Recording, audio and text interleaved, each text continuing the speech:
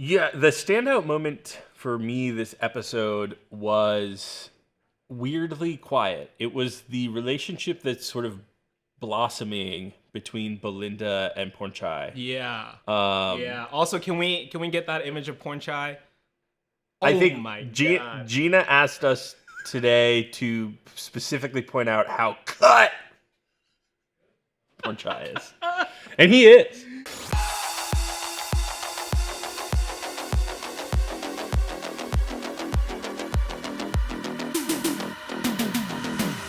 Welcome back to the Breakroom. How do you cry? And welcome back to our White Lotus coverage. I'm Evan, the producer here, and joining me today to talk about White Lotus is John Costa. I used to be the producer here. That's I'm true. not anymore. It's but I'm like- here because the show is too good. Yeah, and it's like we're passing, the role of like Oh. hotel manager down to like a new person, Oh, right? sweet. The Breakroom's like a hotel. Yeah, that's right. We sleep here. That's true. Feels like it sometimes. Sometimes I've tried to take a nap behind the desk. It's really uncomfortable on the floor. Yeah, it's not good. And under There's the usually a dog down there too. Yeah, and he coughs in my face. Hey, we're really heartened to see the response to our White Lotus coverage. Obviously, there's a lot of shows out there that a lot of people want us to cover.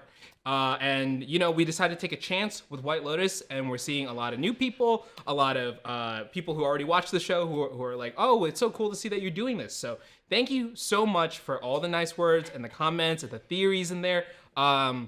This show may have been a surprise to some people that know us from like the Marvel and Star Wars things, so it's been great to that you let us have a chance on this, and the response has been awesome. So if you're new here and you're wondering like, hey, were those other people from last week? Weren't there a few more people on the show?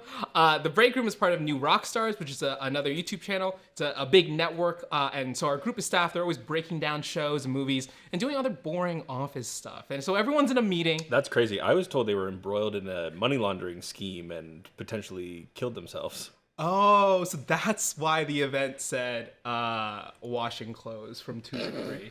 Uh-oh. Crazy.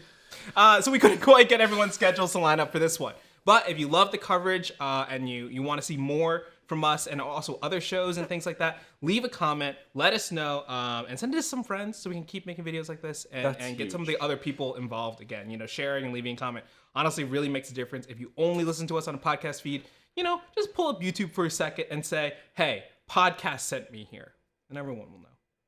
Yeah, it's way cooler if you send someone a podcast versus a YouTube video. It makes you seem much more like an intellectual. Yeah. But then say there's also a video version, and if you'd like, you can leave a watch that. comment Yeah, because they would love a comment.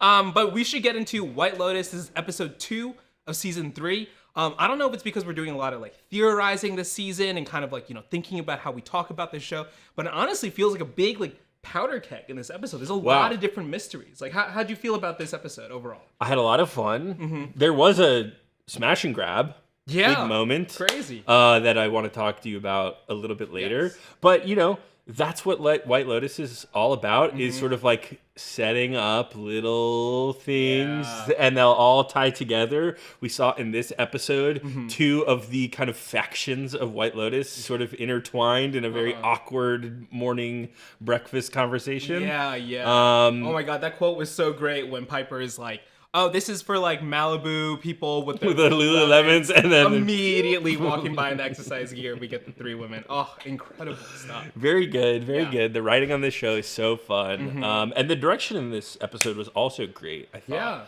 Yeah. So, we're in season 3, already having a blast. I like that this show can play to its format that they've sort of explored for the first 2 seasons, but still feel unique and like it's doing new things. And I think that we have some updates on some theories that we had proposed last week that might maybe have some more evidence this week, or maybe we need to take a step back from. Yeah. I mean, if you missed last week's episode, a lot of us here are Team Monkey Shooters. Team Monkey Shooters. TMS? No. Probably not. No, why not? Okay, TMS. We don't know. That could stand for something that we don't know about right now. Hey, drop. Well, I guess if you type monkey shooters in the chat or in the comments, don't do that. You'll probably get flagged. Don't do it. Don't do that. Let us know if you're Team Monkey as well. But yeah, I agree, John. Like, I think the show. One thing that's so great about the show is that like, one of the reasons that we decided we wanted to talk about it is the general mystery of the show. But it's what I've appreciated after watching the prior 2 seasons is that it's not like so in your face. There's just enough teases and things that like make you remember. You're like, oh, there's a big mystery that's happening, but I'm actually more invested in the relationships between the people and how they're going to interact. Any good murder mystery has that element, right? The people are almost as interesting as the mystery at hand, right? You think about, like, I think Zach maybe mentioned Murder on the Orient Express last week. The movie Clue is a really good example of that. And so this show does that really well, where even if there wasn't a murder, I would be very interested to see sort of like what happens to all of these different people. 100%. I mean, like that, and same goes with any movie or story with like a big plot twist, right? That thing should be able to stand on its own without it being reliant on the twist. And obviously the reveal is fun, but like I would gladly go back and watch all of season 2 of White Lotus in a heartbeat, you know, even though I know exactly how it ends. Just because it's so fun and it's so great to be, you know, in these characters' lives and seeing them interact. Any kind of like, you know, now that we're 2 episodes in, any kind of like standout characters for you or like standout moments from this episode? Yeah, the standout moment for me this episode was weirdly quiet. It was the relationship that's sort of blossoming between Belinda and PORNCHAI. Yeah. Yeah. Also, can we get that image of PORNCHAI? I think Gina asked us today to specifically point out how cut PORNCHAI is. And he is. Yeah. And he is. And you know what? Who else is? Weirdly? Walton Goggins. Oh, yeah. I mean, the hairline stuff, yeah. Notwithstanding, I have no, you know, leg to stand on with the hairline stuff, but he's got some muscles. Yeah. He's got some muscles. Yeah, I mean, it was really incredible, and like to see Belinda caught so off guard by it. And he's like, "How do you want me?" And she's like, "On my stomach." It was really good. And so maybe I'm jumping the gun here a little bit, but please. A lot of television shows or stories, I guess, is all about kind of like breaking expectations. Yeah. I imagine something like this could happen on the show, which is that like this show is about bad people doing bad things and then sometimes paying for them, right? PORNCHAI and Belinda seem like 2 good people who are forming a good, whether that be a friendship or relationship, right? I think that we're gonna not get a happy ending. Pun not intended. Pun not intended.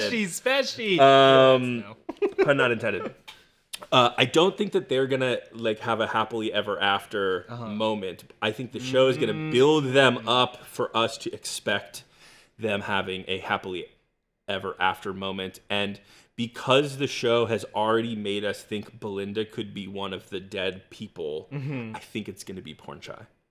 Oh. And I think that's like the tragic ending that we're going to get. Yeah. And it's a little bit of a fake out because we think it's going to be Belinda because her son said that stuff in the pilot. Yeah, I mean, something that has surprised me about the show, having heard about it for a long time and not really having watched it until the last couple of months, was that there wasn't a like all the rich people get off like scot-free. Like, it's always like an innocent that gets killed. Like usually the people that do die in the show, spoilers, maybe, you know, range in social class, but also like had one or, you know, had a reason. Is like, oh, I mean, you can argue about the one in season 2, but like they're usually like something's going on, you know, that like, okay, they died and you're like, oh, okay, it wasn't someone who like didn't deserve. Like in season 1, I would have felt really bad if like Fred Hetchinger's character died, right? The little Sydney Sweeney's little brother in that show, like, because he was just trying to like find his way in the world, even though maybe he was becoming a little too alpha or whatever, like depending on how you read the ending.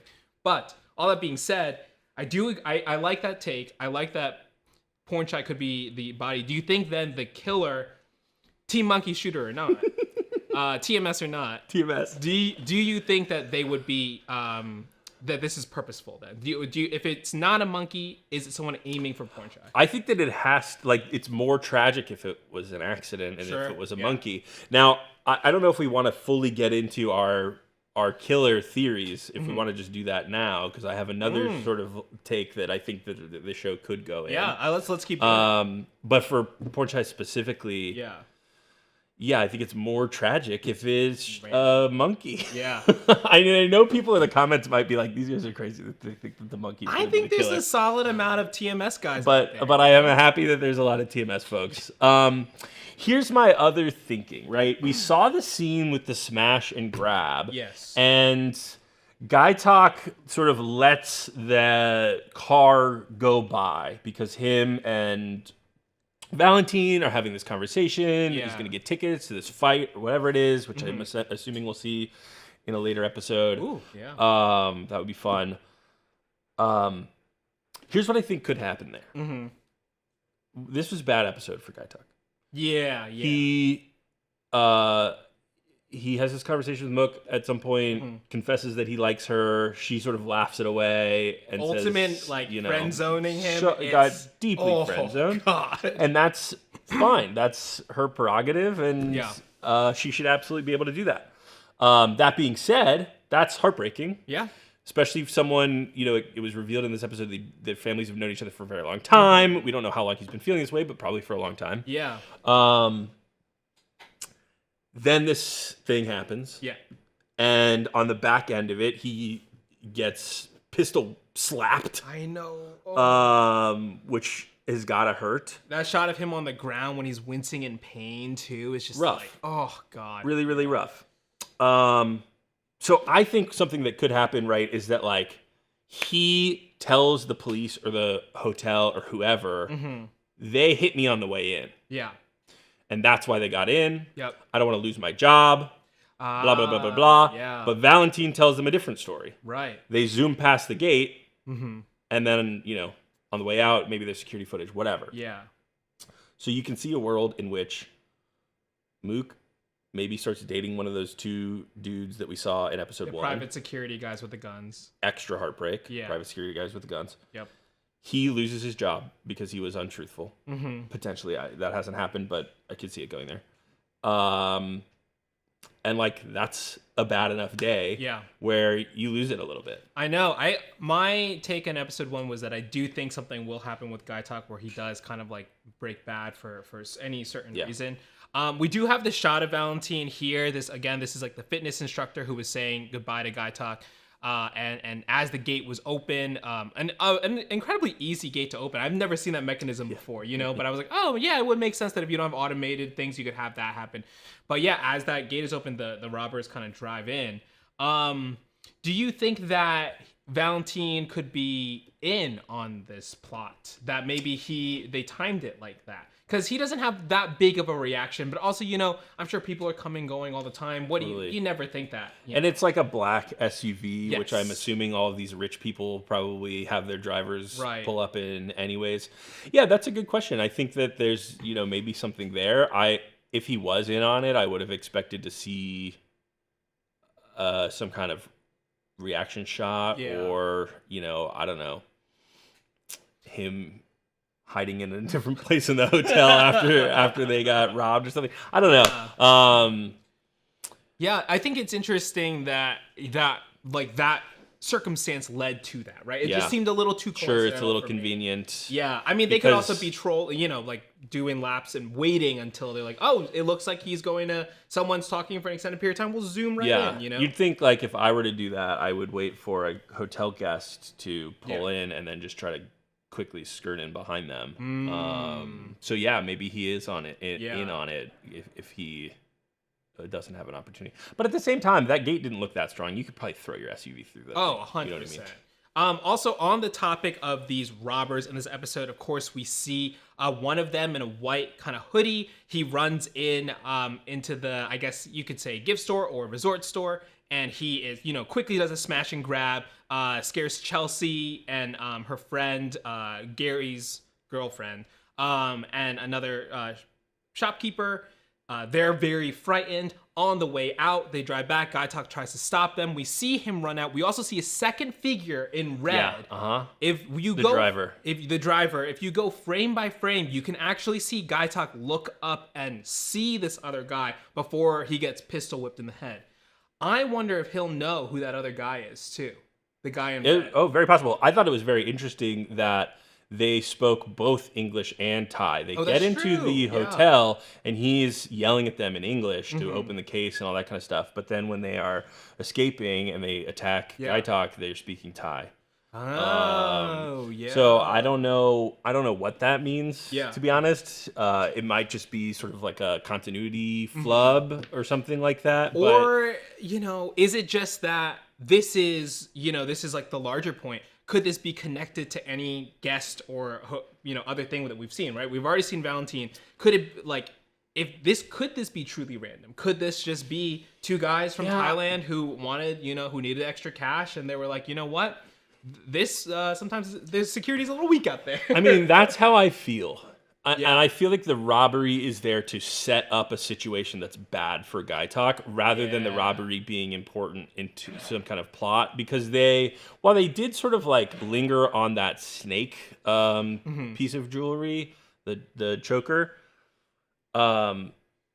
he was grabbing everything. He wasn't there for anything in particular, it seems like. Just so it didn't seem that targeted. It seemed like, I know that this rich-ass hotel has a lot of nice stuff in it. I'm going to just grab as much as I can. Yeah, totally.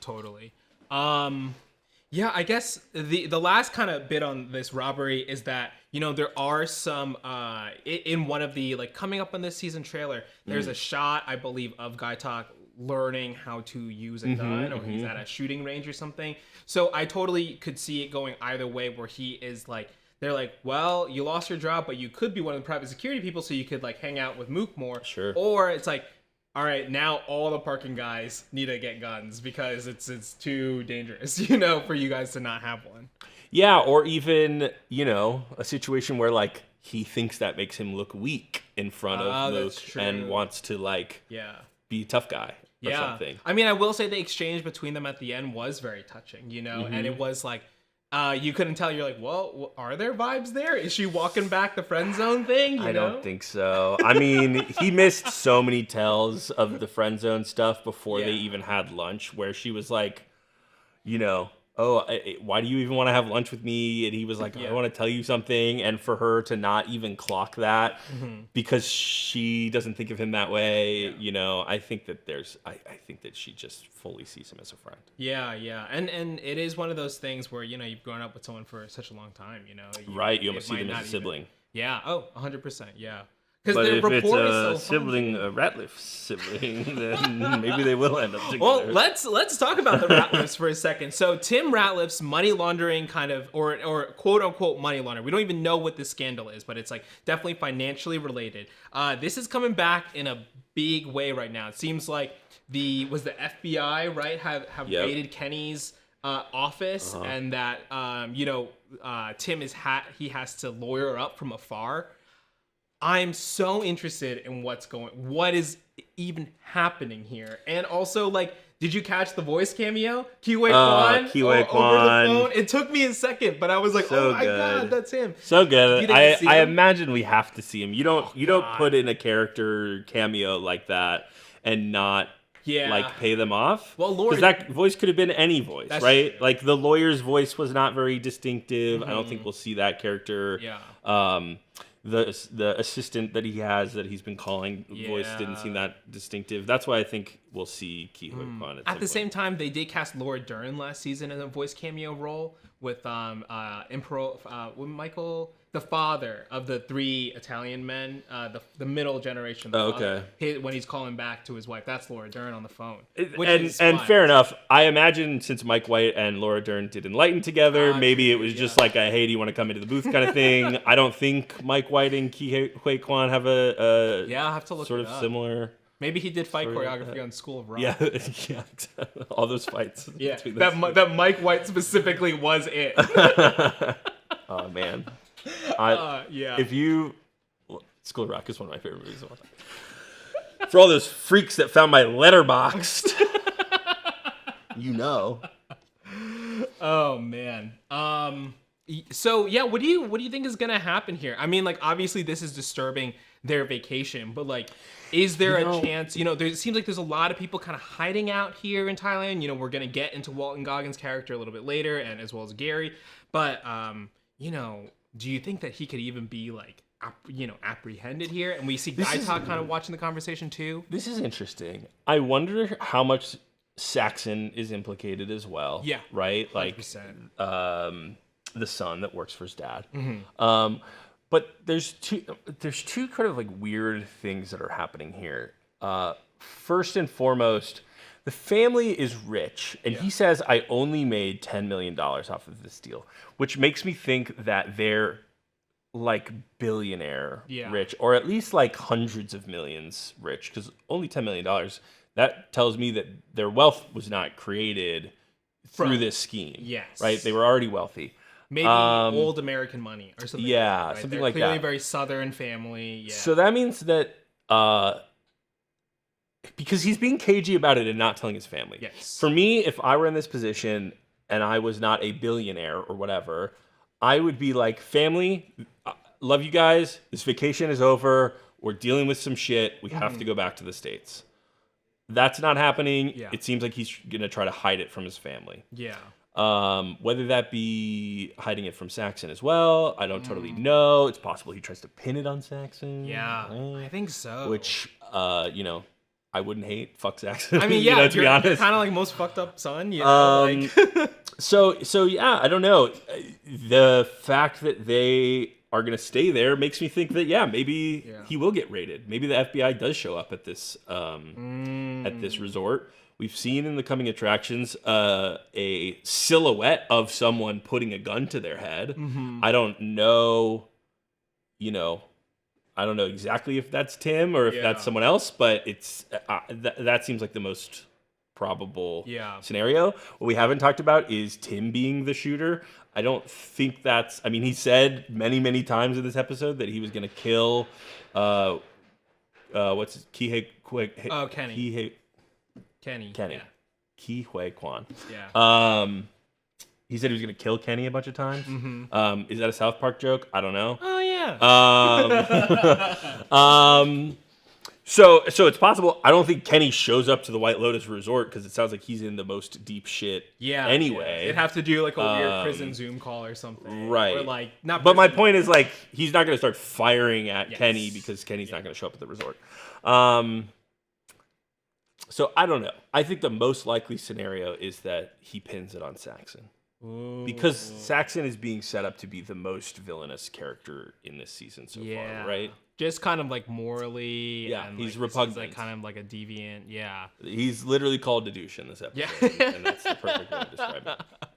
Yeah, I mean, oh god, part of me still thinks that, like, we get this great scene with between Walton Goggins' character and Gary and Greg, and Greg, and it's like, what do you do for work? Oh, I do a bit of this and that. And Walton Goggins like, I do this and that as well. And like, part of me can't stop thinking that, like, what, there's gotta be a relationship between the two of them, like between Walton Goggins and Jason Isaacs' character. Like, characters, like, could they have been funneling money in different ways and like without knowing each other, but just like be in the same kind of like funds and stuff? Because like Walton Goggins is like, on the run in some sense, or if not on the run, at least he's like, I can't go to this place, I can't go to this place. So he's definitely, up to something. He's up to something, and he knew... I mean, we don't know this for a fact that Chloe is a sex worker, but he definitely points it out. Yeah. And says, matchmaking service in Dubai, like, give me a fucking break. So, like, it does seem like if he knows that level of, how would you put this? If he's involved in that kind of world, maybe he's involved in some other kind of this and that, as they put it in this episode. The kind of proximity to wealth as well. Yes. Right? Like, there's something going on. And I think that makes a lot of sense. This show loves to tie people together. Yeah. So I think, Jason Isaacs' Tim character could totally be linked to Rick in some way, shape, or form. Yeah. We think...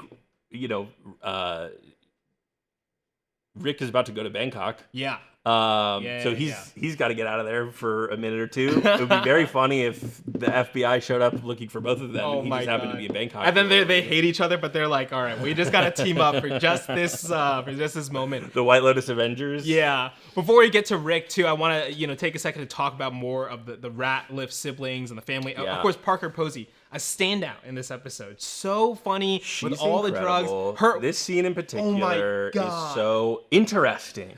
So Why did she ignore interesting. Kate? Why did Here's she do my that? question about Kate, right? Like, I don't think this is the case, but she is so drugged up. Yeah. Is it possible that she just truly doesn't remember? I don't so. think that's. I don't know. I think so. I think that she's been changing her kind of like mixture of medicines, like so different things are higher or lower, and she's just like so unsure. Like Kate's like, for context, Kate, the women, they bump into the Ratliff family at breakfast, and Kate's like, I have to introduce myself because we spent a weekend together. Yeah. I recognize you on the boat, and I couldn't place it. We spent a whole weekend baby shower together. Also, that's a long time for a baby shower. I don't like that. It's a long time for a baby shower, in these two men's opinion.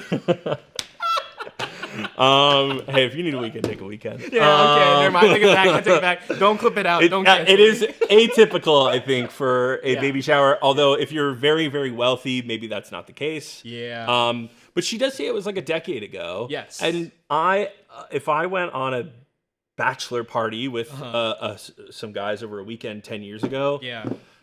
I would be a lot more kind. Yeah. Than Parker Posey's character was being, Victoria. But I probably wouldn't remember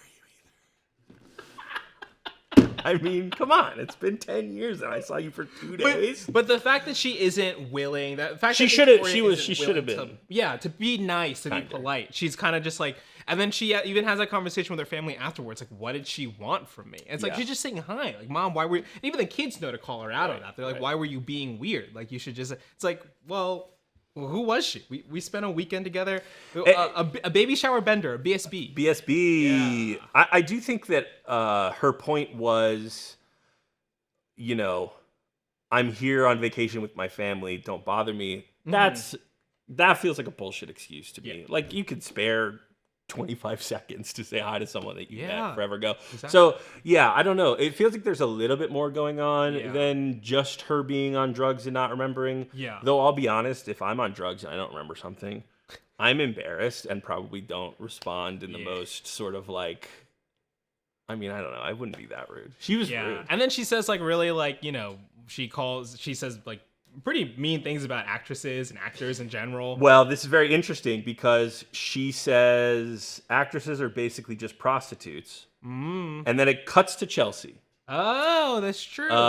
Sometimes that's a filmmaking technique that people will use where you say something sort of general and then you cut to someone and sort of try to tell the audience, hey, this is what's happening. Yeah. We don't know that Chelsea is a sex worker. Yeah. She did tell Rick that she loved him in this episode, which doesn't seem like something Rick would ask of a sex worker, if I'm being honest. Well, I don't think Rick is like, and I need you to say that you love me, because he feels so detached. Yeah, I know.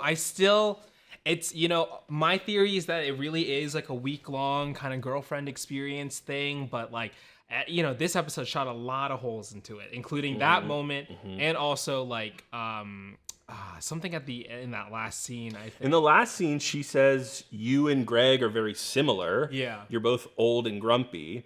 But then he kind of quickly talks about Chloe potentially being a sex worker. Yeah. So that also kind of made it seem like, if Rick thinks that they are similar and Rick thinks that Greg has hired a sex worker, maybe Chelsea's also a sex worker. We don't know. Yeah, we don't know. I'm very interested in seeing what that relationship will be. We'll touch on that more in a little bit. To cap off the Ratliffs here, Piper Saxon and Lachlan, relationship keeps getting weirder. I think people, from what I've read, they were like, it wasn't supposed to be this weird, but it is very weird. I think that they're now fully in a love triangle between the siblings. I think Lachie is into Saxon. We got him staring at the butt. For a long time.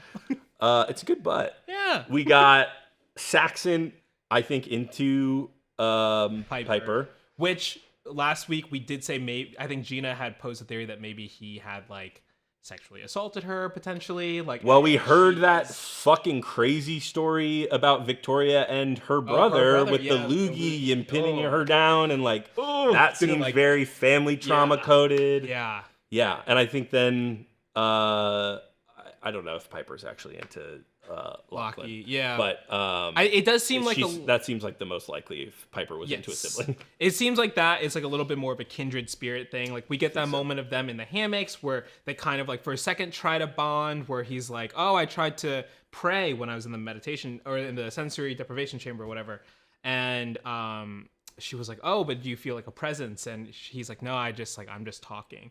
And her being so like, I feel a presence was so like... I was surprised by that. Yeah, I was like, oh, there's something going on here. Part of me thinks that like, you know, I think we're both the oldest siblings in our family, right? I'm younger. You're younger? Okay. I'm the oldest, but like part of me thinks that it's like a little bit middle child syndrome, where like someone is like trying to stand out by finding this thing, you know. Even Lachlan says like, well, when you pray, do you think it's, and you say you feel this presence, do you think it's some sort of wishful thinking or something, you know?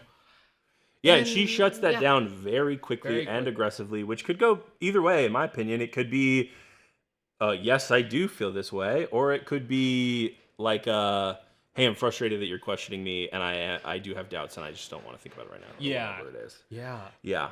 I don't know. That family dynamic is very interesting, and they made a point for Tim, Jason Isaacs' character, to again say to Piper, like, we are doing this for you. Which I imagine will absolutely come up again. Yeah. But like, I don't know. It's funny to me. She seems both like afraid to set up this interview that she wants to do. Yeah. But also secure in her beliefs. So I don't know. It's that was an interesting one for me. It does seem like both her and Lachlan do like are facing this kind of like crossroads point then, right? Like where the two of them are like, what? Yeah, where do I go with my life? Whereas Saxon, on the other hand, is just like, I either got porn or I don't got porn. That's it, you know? Couldn't get that happy ending there, Saxy. No, which, again, makes me think that he's a virgin. Oh, yeah, he's overcompensating. Also, the shot when he's getting the massage and you see him getting... I want to know what the, like, mechanism was. There was some PA in the background being like... psh, psh, psh, psh, pumping up some fake dick. And then it cuts to the poor wide woman. shot and you see it. Well, we have a lot more we want to get into, but first we want to thank one of our sponsors. Zach from the past, take it away. One of our sponsors this week is HelloFresh, America's #1 meal kit. With HelloFresh, you get farm fresh, pre-portioned ingredients and seasonal recipes delivered right to your doorstep. HelloFresh is a game changer, particularly after a long day at work. You don't have the energy to do all the shopping and the chopping and the cooking and the cleaning and the da-da-da-da-da-da. HelloFresh makes it easy to find time to eat well with 50 wholesome, hassle-free meals to choose from each week, delivered to your door. There's over 100 add-on items you can add to your weekly box, like quick breakfasts, packable snacks, beverages, and more. I just got some of their little fruit smoothies. There's like a little kale and fruits, and they're delicious. Plus, for those nights when you're really in a rush, HelloFresh's new ready-made meals go from the fridge to your fork in just 3 minutes. We've been using HelloFresh for ages now. One of my favorites is the udon stir fry with pulled pork and vegetables.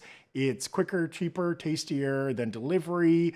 I just cooked a burger that they sent with like burger and fries and an onion jam. You cook these onions down, you add a little balsamic.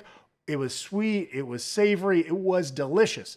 Get up to 10 free meals and a free high protein item for life at HelloFresh.com/Breakroom10FM. 1 item per box with active subscription. Free meals applied as discount on first box. New subscribers only. Varies by plan.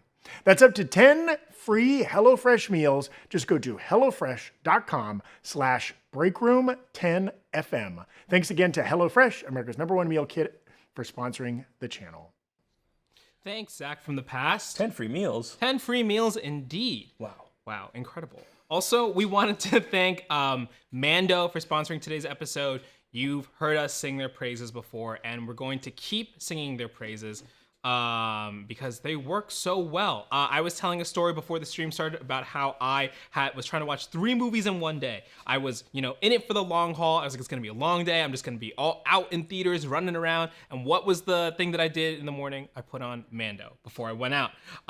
Mando, of course, their whole body deodorant comes in 3 forms: invisible spray, solid stick, and invisible cream. It's clinically proven with 72-hour odor control, so it's perfect for long days, especially when we're here streaming and taking meetings and doing other things. Lachlan Saxon had an invisible cream in this most recent episode. Oh yeah. Sorry, do we need to cut that? Invisible cream. Since using Mando, my stink is on the brink. My funk has been debunked, and my stomach is quenched. My stench is quenched. Mando stops odor before it starts, and it's safe to use on your entire body, pits, package, feet, and everywhere in between. Comes in 4 cologne quality scents: bourbon leather, Mount Fuji, Pro Sport, Clover Woods, and I love all of the scents. Mando starter pack is perfect for new customers. It comes with a solid stick deodorant, cream tube deodorant, and 2 free products of your choice, like the mini body wash and the deodorant wipes. And it comes with free shipping.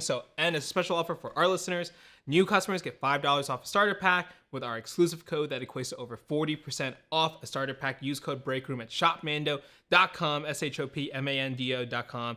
Thank you so much, Mando. It truly is, we can't sing the praises enough. So thank you from Mando for sponsoring this episode. Smell fresher, stay drier, and boost your confidence from head to toe with Mando. All right, let's talk about Rick and Chelsea. Rick, on this weird mission to talk to the hotel owner, yeah, something's going on. I know where you're going with this, and I disagree. Really? You don't think that Walton Goggins' character, Rick, his dad is the one that's married to the hotel owner, and he's trying to find his dad and say, Dad, you're kind of a bad guy. His dad was murdered before he was born, is something that he says in this episode. Again, don't know if you can take that at face value. Mm-hmm. My grandfather died before my mother was born. Okay. Yeah. Is he in Bangkok right now? I don't know. That'd be sick. If you're listening. They got the break room on the Bangkok bars. Everyone is like, my grandfather's like, let's find John's is that Johnny? Joanne's boy. Shit, that's crazy. Yeah. Okay. So this is something that we're torn on. Uh-huh. Is Rick more interested in this hotel owner's husband or the hotel owner herself? Maybe in the way that we're split is everyone thinks it's the husband and I'm the only one that thinks it's the hotel owner. Yeah, I don't know. For some reason, I think that they're trying to set this up as a thing that people are expecting, and then he really is just wanting to fuck that singer because he was into her or something like that as a kid. It is a weird line to draw, There's just a lot there's a lot going on with the way he's asking about her husband, and now we've gotten a lot of teases in the kind of trailers and stuff about how he's going to be talking to the owner, Shritala. Because one thing that I think is important is he says in the first episode that he wanted to go to Australia. Yeah. So if he wanted to go to Australia, oh no, I'm getting this mixed, right? She wanted to go to Australia. Yeah. Chelsea. And he said he could not go to Australia. Yeah, he couldn't go. Okay, I take everything I said back right now. Maybe he said he didn't want to go to Australia because he wanted to go to this hotel very specifically. Yeah, we've gotten a lot of teases about him saying oh, I'm in the entertainment industry. That seems like it's fake, or at least a ploy to talk to her. But there is some reason that he wants to at least make it be known that to the audience that he has some level of intrigue with the husband and his relationship with Shritala. And if her husband, I think it's Jim, if it is that he, this guy actually is his long lost father, that's one thing. I also think, he tells Gary, I do this and that. this could be someone who screwed him on a job, has like, or you know, like Inception style could clear his name, you know, like by like omitting something. And also he seems quite a little concerned that he's not doing well, that this man is in the hospital. And you could read it that way. There's a reason he's like, I need to go to Bangkok, you know? I think, again, he might just want to follow this woman. Maybe. And he was eavesdropping on that conversation so that he could hear that she's going to be in Bangkok. And that's why he needs to go there. Do you think I don't know. So do you think he's trying to, she owns the White Lotus. Do you think he's trying to do this because he wants the White Lotus or because he has other reasons, like that he's just romantically interested in her? I think he's just romantically interested in this woman who was a very popular entertainer when he was younger and is maybe in search of some kind of bucket list item. That's crazy and fucked up. Yeah, but he seems a little, you know, not well, right? In his session with Amrita, the kind of meditation counselor, you know, he's like really not game for a lot of it. He's like, I don't want to do this. But then he does seem to open up. And I love that line that he has where it's like, if you don't put gas in the tank, the tank's empty. And that's real. That's not an illusion. And this is clearly someone who has been very, he's in some way like either directionless or just he's missing something, right? And maybe that's where I'll change my opinion because like what I really don't think is gonna happen is Rick is just like missing daddy and wants a reunion. Yeah. It's possible that he's like, fuck you.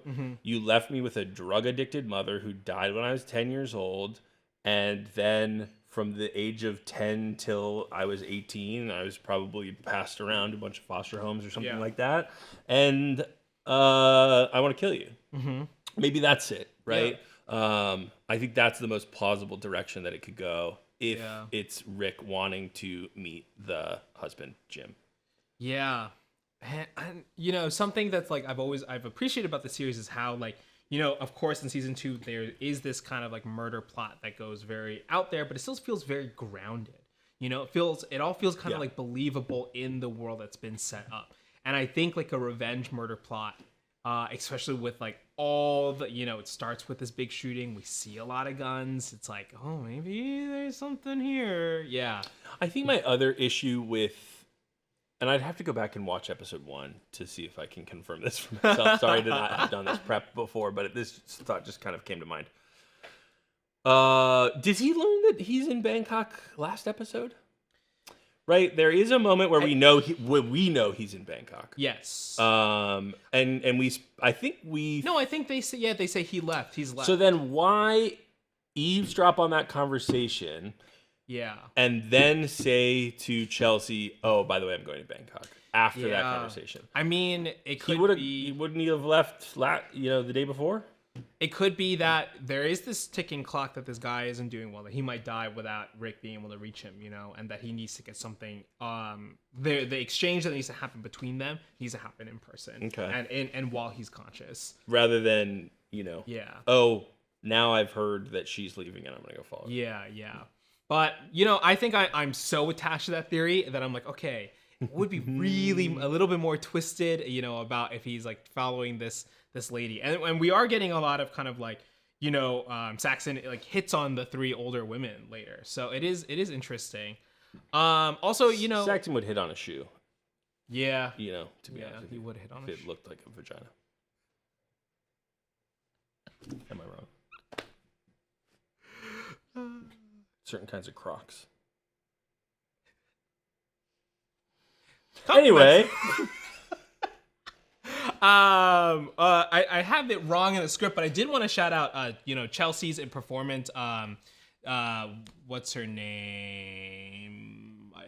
Amy Lou Wood as Chelsea, Rick's girlfriend. Really like that she's so down to earth with all the staff. Is very, you know, clearly just happy to be there. You know, the first thing that happens after the robbery is that she immediately goes to the staff member. It's like, are you okay? You know? Which may lead credence to the sex worker theory if she also is in like a service industry like that, right? Yeah. She did seem very rattled, right? She said, I almost died, and Rick sort of laughs that off. Yeah. I think Chloe also says like, that was so cool or something along those lines. And she's like, what are you talking about? Yeah. Yeah, she seems like the most, I mean, we talk about like audience surrogates on this show sometimes, and she seems sort of the most like, in season 2 it was Alexandra Daddario. No. In season 1 that would have been her. In season 2, season 2 is Portia. Portia. Yeah. Yes. Haley Lou Richardson. My Portia theory being Carrie Coon's daughter destroyed in this episode.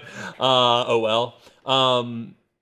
But I do think she's the most sort of like one-to-one audience surrogate that 100%. we've seen so far. That's how I would react if someone pointed a gun at me. Not cool. Yeah, 100%. And also like her and Rick kind of rattling Gary and his girlfriend Chloe.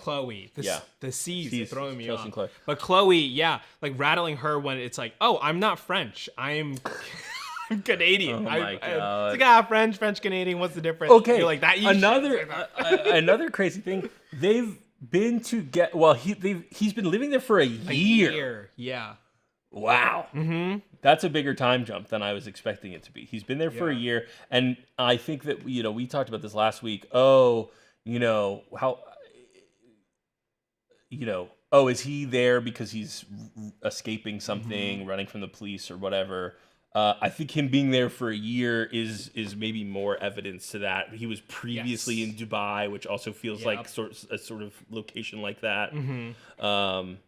Yeah, Greg, really interesting. I did love when Chelsea and Rick like checked in the middle of that conversation with each other. That was like, oh, you guys, there is something there between the two of them. Rick is such a grump, but to like check in with Chelsea when Greg and Chloe were having that like small argument was very couple coded. Yeah, so, and I think, it just does seem like a newer relationship, and they're finding their rhythm with each other. And I can't help but thinking Rick is still using her for at least just like to fit the image of someone who would be at this type of resort, right? But maybe it isn't. Maybe she isn't a sex worker. Maybe she is just someone a little bit younger and experienced, and who now gets to see the world with Rick, just to help him fit in other places.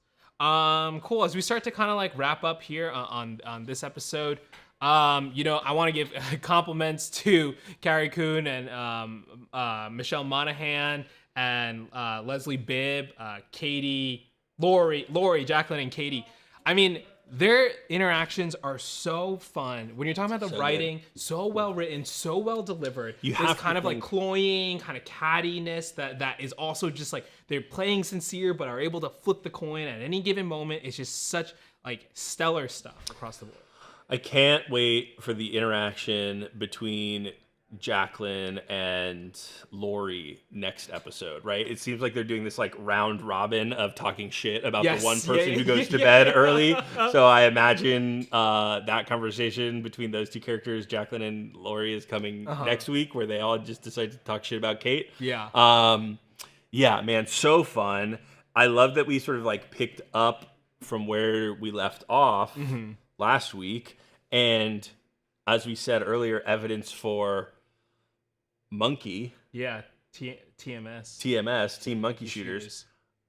When Carrie Coon bangs on the window, I think it's Kate who says, "Oh shit, I thought that was a monkey." Yeah. And so big jump scare moment, big loud noise linking to the monkey, and then we get like a close-up shot of a statue that I think was of like a monkey, but it almost looked sort of human at some point. I guess monkeys sometimes look human. That's the nature of but it is evolution. That kind of like that middle ground of it, right? Yeah. These like subtle hints and kind of like drops like that are so fun, these references. So I think at the very least, like even if we are not getting MS at the end, TMS. Even if we're not getting monkey shooters at the end of this season, I think that the show is leading us there and will do some kind of diversion or something like that, because back-to-back episodes we've gotten a little like, oh, it could be a monkey. Yes, 100%. And also we are getting these again shots of monkeys that in this episode I think the monkey on the tree is not CGI. I thought that was a real monkey. I thought it was a real monkey. But then there was 2 monkeys that kind of look up at the sky at one point. Those are CGI. Okay. I maybe missed that shot. There's 2 separate monkey shots. This is the monkey tracker section of the show. We'll be tracking which monkeys are CGI and which monkeys are real. Brandon has a lot of theories about real monkeys and CGI monkeys, but I think Brandon's wrong.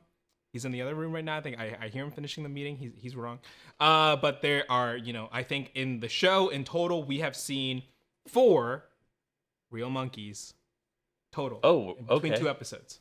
I'm excited to see your spreadsheet on this. Yeah. Spreadsheet. That's pretty fun. Hey, man. That one for later. Make it 5. Fuck you, Saxon, you bitch. Sorry. Patrick Schwarzenegger, you're doing a great job being a complete asshole. Oh, I know, right? It's the same way Wyatt Russell in the Falcon and the Winter Soldier plays, These Nepo kids, man, play real good pieces of shit. They know how to do it. They're like, it's because they're just mad. My father abused me. I didn't get an Audi when I was 16. I'm mad about it. Audi. I thought Severance. An Audi. Hey, check out our Severance coverage on. I get. No, do it. Also, lastly here, Belinda. We talked about her before with PORNCHAI, but also we get the shot of her kind of like recognizing Greg. Yeah, what did you take from that? That her expression to me was more of like, I think I know that guy, but I don't, and then she sort of shakes it off. Yeah, in the it's always fun when you have the coming up with the next episode. She does approach him. She's like, "Do I know you from somewhere?" So I think that plus there's one other thing in this episode. It's like full confirmation. I think some people were still holding on to like this is a prequel season kind of theory. I think we're fully past that point. This is after the events of season 2. It's not that tricky. Or Trixie, right? I don't think Greg had enough money to be living at the White Lotus for a full year. 100%. Or living in Thailand, right? He's living on top of a hill, but still, regardless. Right. Unless the Bureau of Land Management, they got land in Thailand. That'd be dope.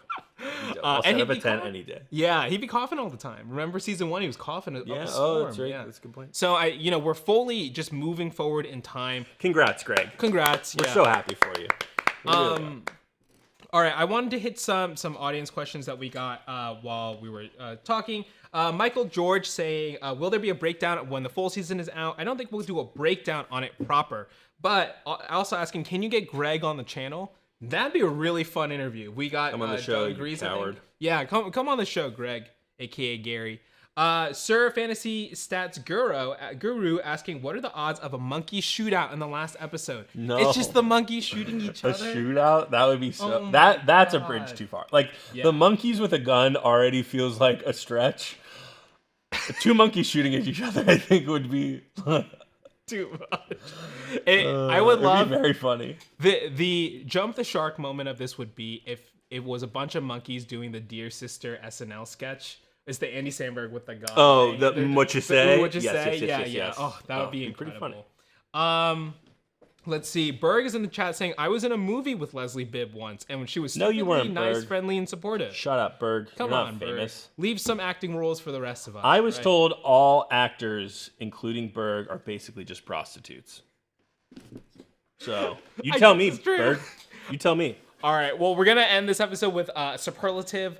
Or I guess not a superlative in this term, but before the show started, we listed a bunch of games that we wanted to kind of like do and like little things that we can name off at the end of each episode. Last week we did who is you on vacation. This week I now that we're getting a little bit more of these like sexy vibes.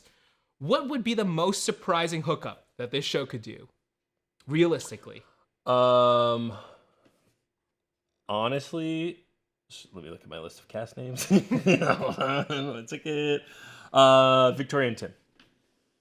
I think they're in a sexless marriage. Oh, and interesting. they're the most unlikely hookup of this season. Those are the to do something that's relatively realistic, right? Real biological children, though. More likely than their parents having sex. Yeah, I think. Oh, I see what you're saying. Yes, I think so. I think they're at this point in their marriage, they're just not having sex because, like Victoria said earlier in this episode, she is sleeping like a corpse. Yeah. Oh. And that, to me, is the biggest red herring of this entire episode. She's not going to be. I think that almost tells us she's not going to be one of the bodies. because that's too much of a lantern to. She'll be sleeping through it. Yeah, maybe. Yeah. I took my lorazepam at the wrong time. My most surprising hookup, I think, would be Chloe seemed to indicate that she was interested in Saxon. That she was like, oh, he's kind of cute. Mm-hmm. I think she might hook up with Lachlan, with Lockie. I would love that. I think something were to happen, there's a mix-up, and she ends up in the wrong room, and Lockie's like, oh, okay. I've overheard enough porn in my life to... Do you think that they shared a bedroom at one point? Oh, 100%. Yeah, growing up. Yeah, definitely. Totally. That's it for us today. Let us know your White Lotus theories in the chat. We might not do this every week, but again, it's been really heartwarming to see the response. Again, if you like the show, leave a comment, send it to a friend, and the more we do, the more comments we get, the more likely it is we'll do a show next week about this as well. But regardless, we'll be watching week to week, and at some point, we'll have to talk about the finale. So hopefully we get to do this week to week with everyone. Thank you so much for watching. Thank you, John, for doing this video. Thanks for having me, Evan. I'm excited to talk to everybody in the office about this after their meetings are done. I can't wait to hear if they're on TMS or Team THS. Human shooter. TMS or THS. Oh, I forgot I was going to say, oh, man. We know who won't. Cut it back in. Cut it in. I was going to make a bad joke about Saxon not having any monkey shooters, if you catch my drift, but I got nothing. He's firing blanks, everybody. Firing blanks. Subscribe to the Breakroom on all channels. To follow us on Twitch and YouTube, and we'll catch you later. Bye. Not even firing.